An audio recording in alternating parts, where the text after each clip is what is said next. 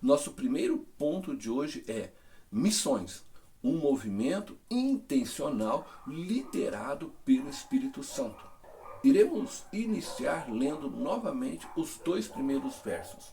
Na igreja de Antioquia havia profetas e mestres: Barnabé, Simeão, chamado Níger, Lúcio de Cirene, Manaém, que fora criado com Herodes, o tetrarca, e Saulo. Enquanto adoravam ao Senhor e jejuavam, disse o Espírito Santo: separem-me Barnabé e Saulo para a obra a que os tenho chamado. Eu destaquei aí a palavra adoravam, que do grego, né, é a palavra leitorgoton, que vem daí de liturgia para nós. O capítulo 13 começa nos relatando que na igreja de Antioquia havia profetas e mestres. O texto não é suficiente para dizermos que aquela igreja estava organizada em torno de um templo, ou que ela possuía uma organização administrativa. Contudo, claramente, alguns homens eram reconhecidos e respeitados pelos cristãos de Antioquia por seus dons ministeriais. Havia profetas e mestres naquela igreja, escreveu Lucas. O autor deste livro, Atos dos Apóstolos, está reconhecendo os dons que Jesus Cristo havia dado a estes homens e que conferiam a eles uma autoridade funcional e serviçal dentro do corpo de Cristo. Em outras palavras, Lucas reconhece que os homens mencionados no verso 1 possuíam autoridade espiritual sobre aquela igreja em Antioquia para exercerem os ministérios profético e de ensino dentro do corpo de Cristo. Os crentes de Antioquia reconheciam os ministérios daqueles homens não porque uma instituição local, humana, declarou que eles eram profetas e mestres. Não temos sequer uma declaração de um dos apóstolos reconhecendo Paulo, neste momento da história, como um profeta ou um mestre.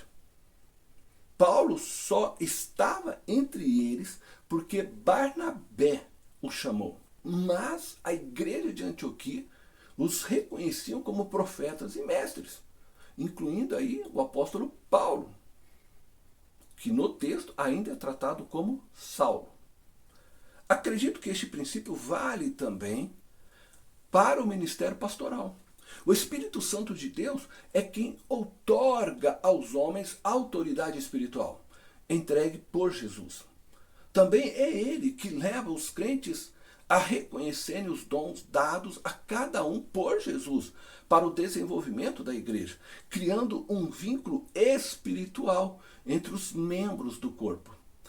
Este vínculo espiritual entre aquele que recebe o dom e aquele que reconhece o dom não se constrói à força e nem se quebra por vontade humana.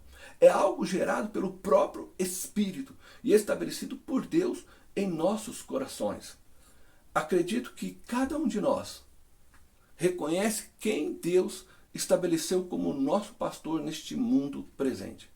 É interessante que dentro de nosso sistema de pastoreio, muitas vezes somos pastoreados por uma diversidade de pastores, pelas mais diferentes razões. Mas no fundo, cada um de nós temos um pastor especial em nossas vidas, que nos marcou de alguma forma inexplicável. E que apesar de sermos pastoreados por outros homens, parece que no fundo nunca deixamos de ser ovelha daquele pastor.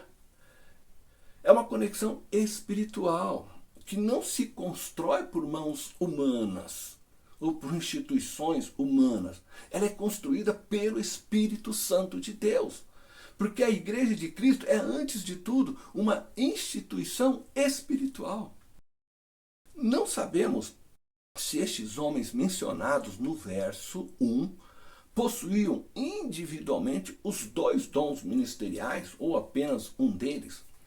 Por exemplo, será que Barnabé era profeta e mestre ao mesmo tempo? Ou será que ele era somente profeta? Ou será que ele aparece aqui apenas como mestre? Simeão era profeta e mestre ao mesmo tempo? Ou somente profeta? Ou quem sabe somente um mestre? Mas certamente os dois dons ministeriais eram presentes entre eles e reconhecidos pela igreja. Estou enfatizando dons ministeriais, pois eles se diferem dos dons espirituais de 1 Coríntios, que são manifestações espirituais. Agora eu quero voltar ao verso 2, que diz assim, que enquanto eles adoravam, liturgia, então enquanto eles serviam a Deus e jejuavam, isto quer dizer a nós que eles prestavam a Deus um serviço através da contemplação e da consagração a Deus. Por isso o autor da NVI traduz como adoração. Então este era o serviço que eles estavam prestando a Deus. E o Espírito Santo falou com eles enquanto eles estavam prestando este serviço, enquanto eles contemplavam a Deus e jejuavam ao Senhor. Estavam naquele período de consagração. Eles recebem uma orientação muito clara do Espírito Santo. É desta orientação que nasce o despertar de uma consciência missionária na vida da igreja, como corpo. O Espírito disse possivelmente a eles através de um dos profetas mencionados no verso 1. Separem-me Barnabé e Saulo para a obra a que os tenho chamado. O Espírito Santo intencionalmente se manifesta no meio da adoração e consagração daqueles homens com o fim de iniciar o despertamento da igreja para a obra missionária, como corpo, e não mais apenas um movimento individualizado e sem intencionalidade,